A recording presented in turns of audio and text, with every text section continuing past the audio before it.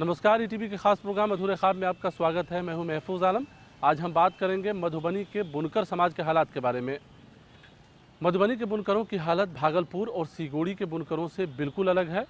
कभी मधुबनी का बना खादी का कपड़ा बेहद एहतराम की नज़र से देखा जाता था, तब ज़माना कुछ और था और बुनकरों की हालत भी बेहद खुशहाल थी। लेकिन आज हालत ये है कि पूरे दिन काम करते हैं, तब कहीं जाकर बुनकर समाज को 2 वक्त की रोटी का इंतज़ाम हो पाता है, जबकि आज भी दावे काफ़ी किए जाते हैं। मधुबनी मिथिलांचल का वो ज़िला जिसकी तहजीब और संस्कृति की मिसाल दी जाती है। दुनिया के नक्शे पर मधुबनी पेंटिंग की बादशाहत आज भी कायम है, लेकिन कभी मधुबनी का बना खादी का कपड़ा भी देश के नक्शे पर इस ज़िले को एक अलग मुकाम दिलाता था। मधुबनी में आज भी हज़ारों लोगों की दाल रोटी का इंतज़ाम कपड़ा बुनने के ही कारोबार पर निर्भर करता है, लेकिन अब वो रौनक नहीं है। ज़िले में करीब 19% आबादी अक़लियतों की है, जिसमें बुनकरों की तादाद 10% है। जानकारों के मुताबिक बुनकर समाज खस्ताहाली के कगार पर खड़ा है, जबकि यहाँ से चुनाव जीतकर राजधानी पटना और दिल्ली पहुँचने वाले तमाम सियासी नेताओं ने उनके मसले को हल करने का भरोसा दिलाया। बावजूद इसके उनका व्यवसाय धीरे धीरे दम तोड़ता जा रहा है। यहाँ खादी जितना उत्पादन होता था, पैदावार होती थी, उतना कहीं पूरे बिहार में नहीं होती थी। भागलपुर दूसरे नंबर पर था।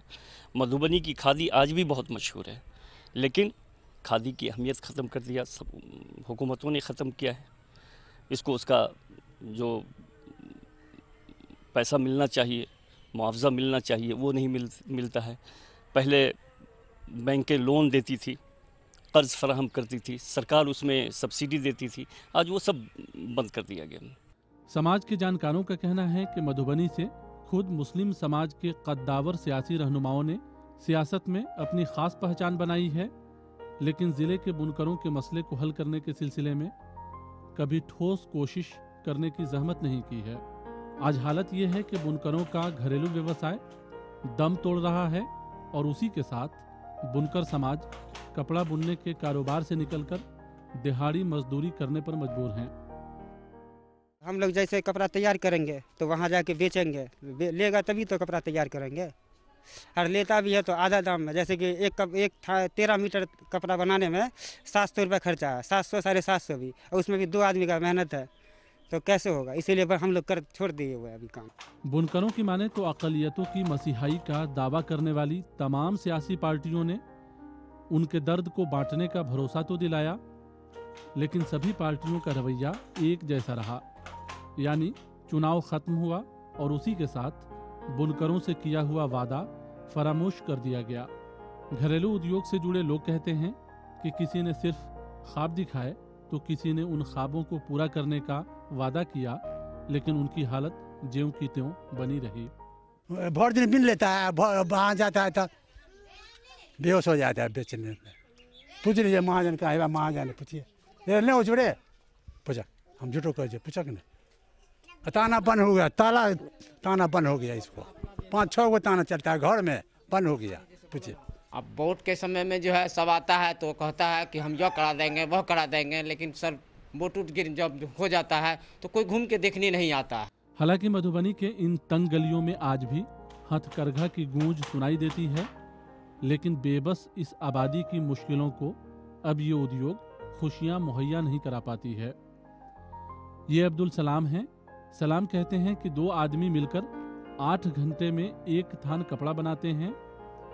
एक थान 13 मीटर का होता है और उसे बनाने में सूत खरीदने पर 500 रुपया खर्च हो जाता है।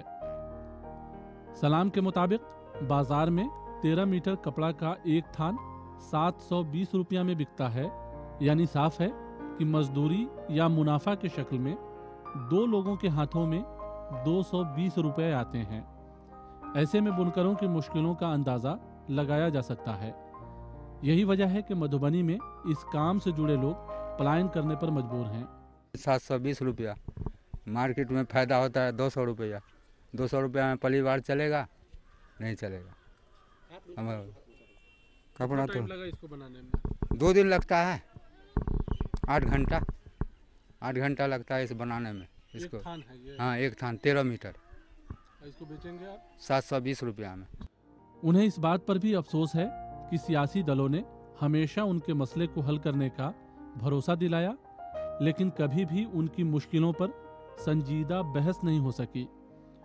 नतीजे के तौर पर जहां उनका व्यवसाय खस्ताहाल होता चला गया, उसी के साथ उनकी समाजी हालत भी खराब होती गई। हालत यह है कि जिले के अक़लियतों की आबादी का 10% बुनकर समाज का हिस्सा तालीमी, समाजी और आर्थिक एतबार से हाशिए पर खड़ी है। वादा तो करके जाता है, देता नहीं है। देगा तब ना बुझेगा कि गरीब लोग पल रहा है। सरकार खुद देता है जो ऊपरे ऊपरे सब खा जाता है। वादा करते हैं कि मैं माइनॉरिटी के लिए ये करूँगा वो करूँगा, और जितना भी स्कीम बनता है वो सिर्फ पेपर ही तक है। आज तक जो लोगों को ये भी जानकारी नहीं है कि माइनॉरिटी के लिए कौन कौन स्कीम चल रहा है। ये काज पर बनता है, काज पर ही ख़त्म हो जाता है। दरअसल मधुबनी के बुनकरों के पास बाजार नहीं है, सूत महंगा मिलता है और मजदूरी नाम के बराबर है। कहते हैं खेती करने वालों के बाद समाज में सबसे बड़ा योगदान कपड़ा बुनने वाले लोगों का रहा है, लेकिन बदलते वक्त में हथकरघा से बनाए कपड़े बाजारों में अपनी पहचान दर्ज कराने से महरूम हो रहे हैं।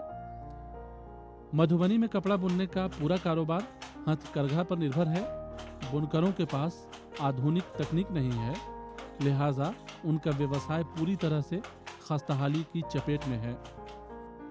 लोग जो है सूता खरीदते हैं तो 300 रुपये किलो करीब खरीदते हैं, और उसका कपड़ा का बिक्री जो है कभी 360 आया, कभी 370 आया, और हम लोग जो है बाज़ार में जा कर के बेचते हैं। इसमें हम लोग को मजदूरी नहीं बनता है, 100-125 रुपया कमाते हैं। और यही कपड़ा जो है मार्केट कोई खोल दे तो दाम से बिकेगा, तो हम लोग को मजदूरी बढ़ेगा। तो मजदूरी बढ़ता नहीं है, इसलिए हम लोग को परेशानी ज़्यादा है।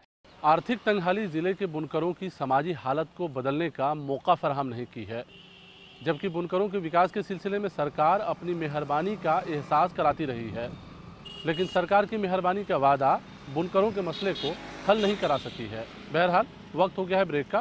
ब्रेक के बाद फ़ौरन वापस आते हैं।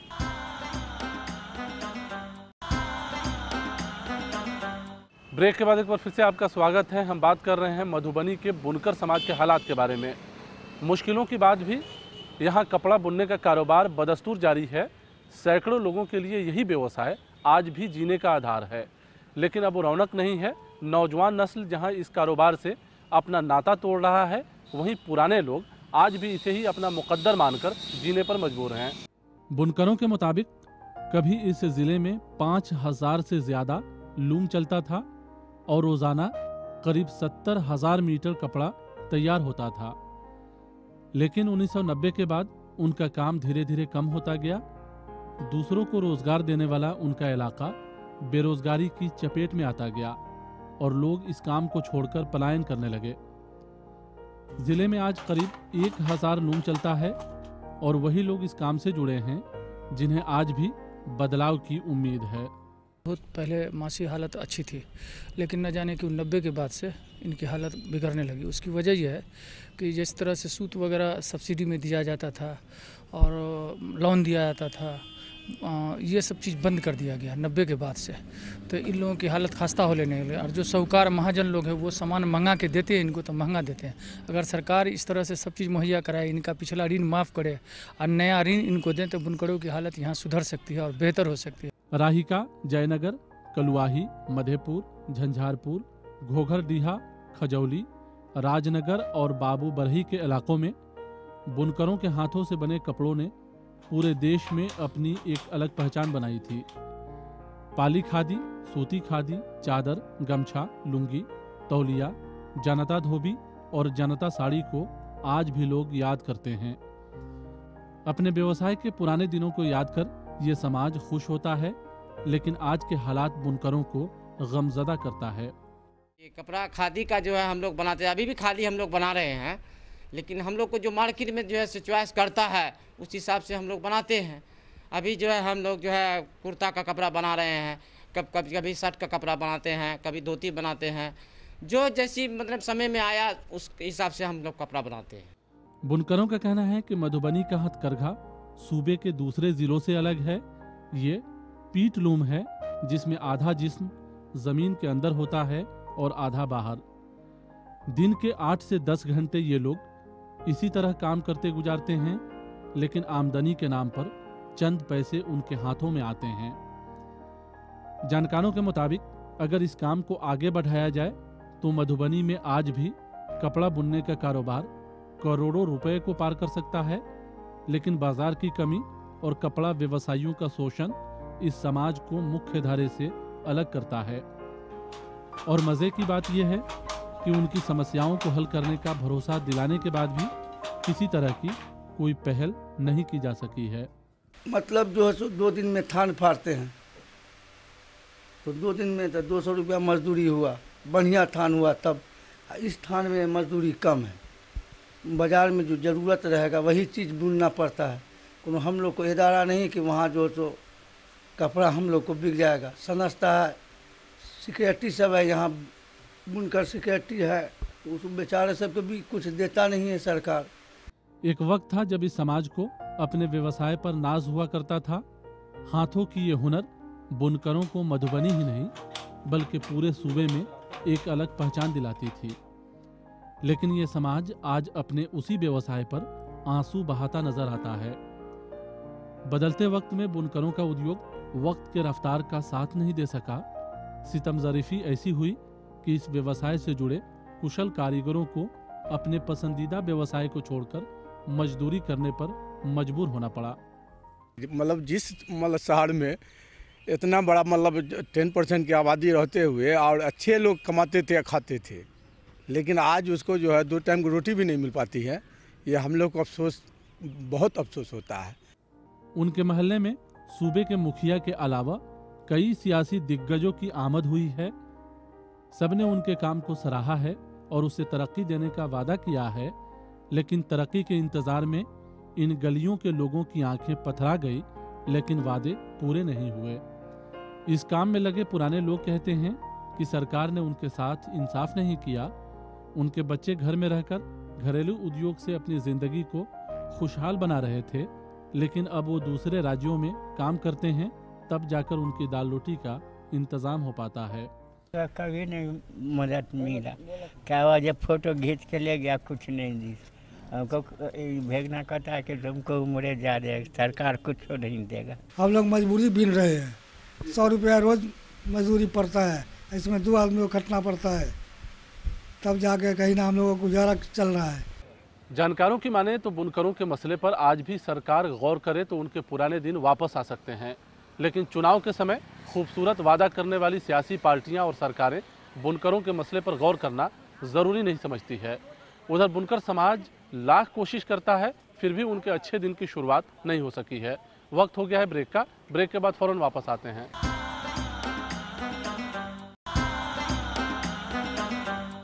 ब्रेक के बाद एक बार फिर से आपका स्वागत है। हम बात कर रहे हैं मधुबनी के बुनकर समाज के हालात के बारे में। जानकारों की माने तो बुनकरों के मसले पर हमेशा सियासत तो होती रही है, लेकिन सरकार और समाजी तंजीमों की तरफ से कभी ठोस कार्रवाई नहीं की जा सकी है। यहाँ के बुनकर भी सिर्फ हथकरघा चलाते हैं, लेकिन वो तकनीकी एतबार से पीछे हैं, साथ ही उनके पास बाजार नहीं है, लिहाजा उनका पूरा व्यवसाय चरमराता हुआ नजर आता है। यहाँ के लोगों को अब सियासी रहनुमाओं के वादों पर एतबार नहीं है। उनके मुताबिक पैसे की कमी के कारण जहाँ वो अपने बच्चों को पढ़ा पाने से महरूम रह जाते हैं, वहीं अक़लियतों के नाम पर सरकार की दर्जनों स्कीमों के बाद भी गरीबी रेखा से नीचे जिंदगी गुजार रही इस आबादी को कोई राहत नहीं मिल पाती है।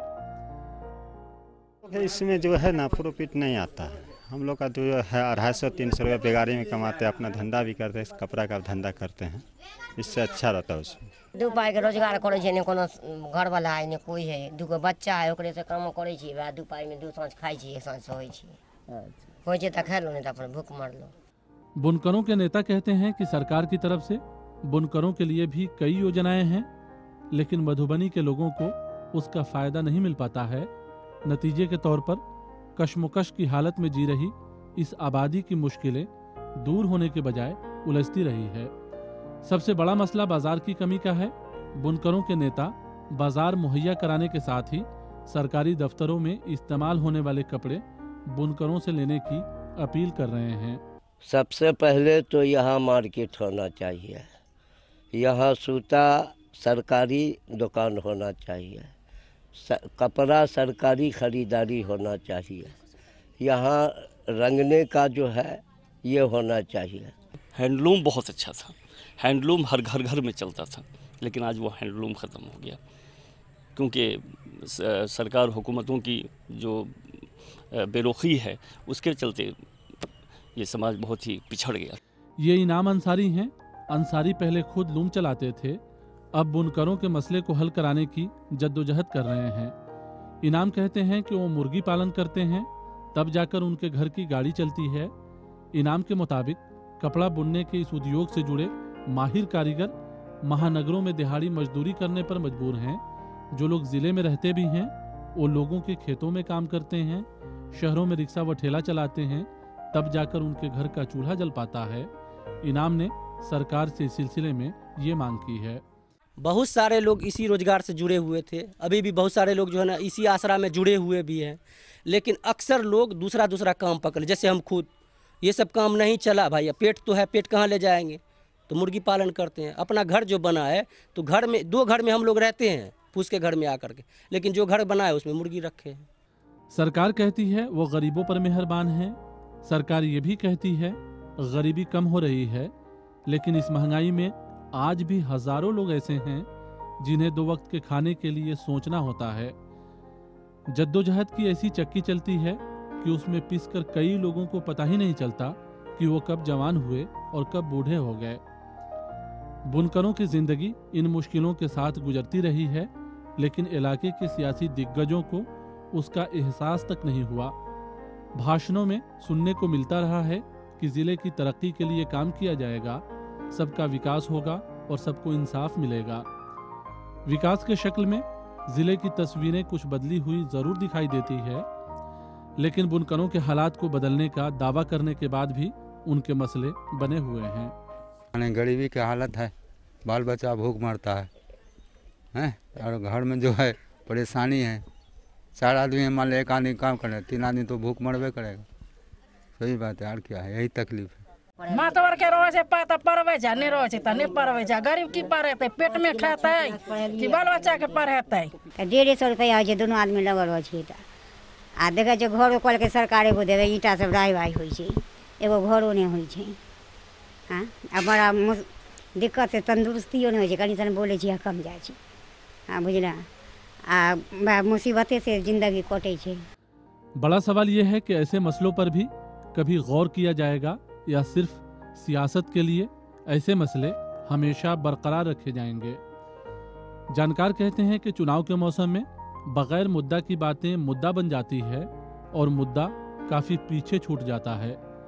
यही वजह है कि ज़िले में अक़लियतों की आबादी की मुश्किलें हल नहीं हो सकी है। स्थानीय लोग अब मधुबनी पेंटिंग की तरह मधुबनी के बुनकरों पर भी खास तवज्जो देने की सरकार से अपील करने लगे हैं। मधुबनी खादी अब पूरी दुनिया में नामी रही, उसकी क्या वजह है? केला के बीर का जो पत्ता होता है उस तरह की खादी यहाँ बनती थी। आज इसको प्रोजेक्ट किया जाए, विश्वविख्यात बनाया जाए। जिस तरह लोग मिथिला पेंटिंग को, मधुबनी पेंटिंग को और भी बहुत सारे जराये को मजबूती दे रहे हैं, उस तरह हम लोगों के अक़लियत के इस तबके को अगर इस तरह की मजबूती दी जाए तो मैं समझता हूँ पूरी तरह से खुशहाली आ जाएगी। इस इलाके में अक़लियतों के विकास के लिए दर्जनों स्कीमें चलाई जा रही है, लेकिन अक़लियती स्कीमें BPL की ज़िंदगी गुजार रही इस आबादी को राहत नहीं पहुंचा सकी है। जानकार कहते हैं कि चुनाव का मौसम भी आने वाला है। एक बार फिर से सियासी क़ुव्वत को बुनकरों के मसले याद आएंगे, एक बार फिर से उनकी मुश्किलों को हल करने का भरोसा दिलाया जाएगा। उम्मीद करनी चाहिए कि सियासी वादों की फहरिस्त में कुछ वादा ज़रूर पूरा होगा। बहरहाल वक्त हो गया है आपसे रुखसत लेने का। अगले हफ्ते किसी नए मुद्दे के साथ आपसे फिर मुलाकात होगी। अगर आप इस प्रोग्राम के बारे में अपना कुछ सुझाव देना चाहते हो तो हमें ईमेल कीजिए। हमारा ईमेल एड्रेस है ak@etv.co.in। तो यहीं पे हमें और हमारी पूरी टीम को दीजिए इजाज़त। नमस्कार।